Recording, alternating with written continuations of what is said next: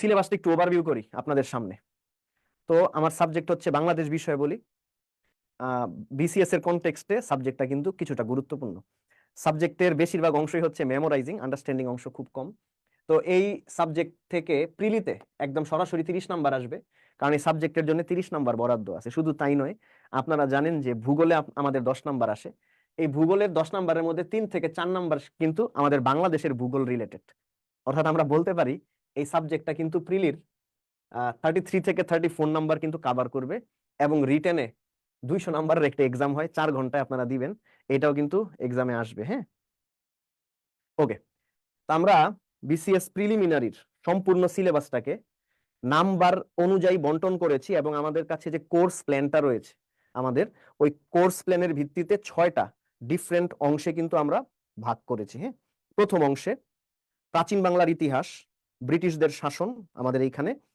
আবার এবার হচ্ছে ব্রিটিশ বিরোধী বিভিন্ন রকম আন্দোলন, ব্রিটিশদের শাসন আমলে আমরা যে আন্দোলনগুলো তাদের বিরুদ্ধে করি, এই আন্দোলনগুলো ঠিকঠাক মতো পড়লে আমরা 4 থেকে 5 নাম্বার কমন পাবো। এটা আমাদের প্রিলির যে লেকচার প্ল্যান, সেখানে 1 থেকে 3 নাম্বার লেকচারে কিন্তু দেয়া আছে। হ্যাঁ, এরপরে আসবে আমাদের মহান মুক্তিযুদ্ধ, একদম ভাষান্দোলন থেকে শুরু করে পাকিস্তানের আত্মসমর্পণ দলিল পর্যন্ত যত ধরনের ঘটনা বা তথ্যগুলো রয়েছে, সেগুলো আমরা লেকচার 4 থেকে 6 মধ্যে জানার চেষ্টা করব।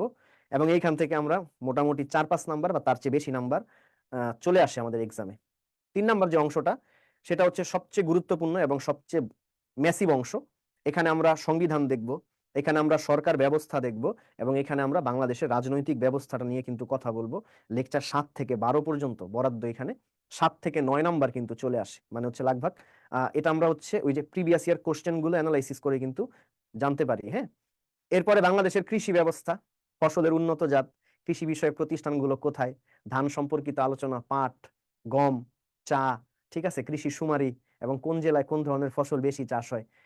এরপর হচ্ছে মৎস্য, এগুলো নিয়ে আমরা আলোচনা করব। জনসংখ্যা আমরা ক্ষুদ্র নৃগোষ্ঠীর অবস্থান, এরপরে হচ্ছে তাদের ধর্ম, তাদের যে উৎসব, ভাষা, দেবতা, এগুলো নিয়ে কথা বলবো। এখান থেকেও কিন্তু মোটামুটি 4-5 নাম্বার চলে আসে কৃষি এবং জনসংখ্যা থেকে।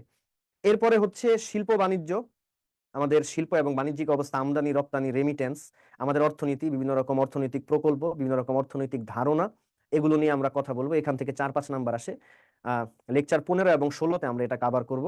এবং সর্বশেষে বাংলাদেশের কি জাতীয় অর্জনগুলো রয়েছে, সাথে আমাদের কিছু সাম্প্রতিক অংশ, বিভিন্ন সমীক্ষার বিভিন্ন রকম তথ্য বা রিসেন্ট ঘটে যাওয়া বিভিন্ন রকম তথ্য আমরা আলোচনা করব লেকচার 17 এবং 18তে। এবং এখান থেকে কিন্তু 2 থেকে 3 নাম্বার আসে। তো এই হচ্ছে পুরা একটা, মানে আমাদের বাংলাদেশ বিষয়াবলী কোর্সের একটা খুব ব্রিফ বা সংক্ষিপ্ত একটা আউটলাইন। ওকে, আপনারা আউটলাইনটা আরেকবার একটু দেখেন, এরপরে আমরা আমাদের আজকের যে লেকচার সেটা থেকে আলোচনা করা শুরু করব। স্যার, কি কি বিষয়গুলো বাদ দিতে হবে যদি একটু ভালো করে বলতেন। বাদ দিবেন কি কি? এখনো কি নতুন কোন সরকার গঠন হয়েছে বলেন? নতুন সরকার আসবে, তারপরে বাদ দেওয়ার প্রসঙ্গটা আসবে।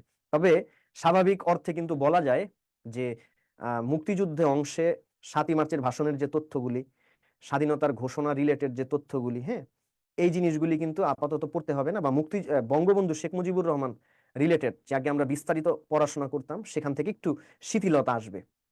তাছাড়া আমাদের অর্থনীতির অনেক কিছু কিন্তু আপাতত অমিট হবে, যেমন সরকারের বিভিন্ন রকম মেগা প্রজেক্ট, অষ্টম পঞ্চবার্ষিক পরিকল্পনা, রূপকল্প 2041, মানে ভিশন 2041, এগুলো আর আগের মতো গুরুত্ব দিয়ে আমরা পড়বো না। ওকে, আর সংবিধানের পঞ্চদশ সংশোধনী এটা বাদ যাবে। সংবিধানে একটা আমূল পরিবর্তন আসবে। ওকে, মানে পঞ্চদশ সংশোধনী রিলেটেড যেই সকল উপদফাগুলি আমাদের সংবিধানের সাথে যুক্ত হয়েছিল, ওই জিনিসগুলি কিছুটা গুরুত্ব কিন্তু হারাবে, মানে পরীক্ষায় আসবে না। এতটা আপাতত স্বাভাবিক যে নলেজ, ওইখান থেকে কিন্তু বলা যায়। আর বাকিটা যখন নতুন সরকার গঠন হবে, তখন কিন্তু একটা পরিবর্তন আসবে, এটা বলা যায়। আপাতত এতটুকুই। Thank okay, you sir. Welcome.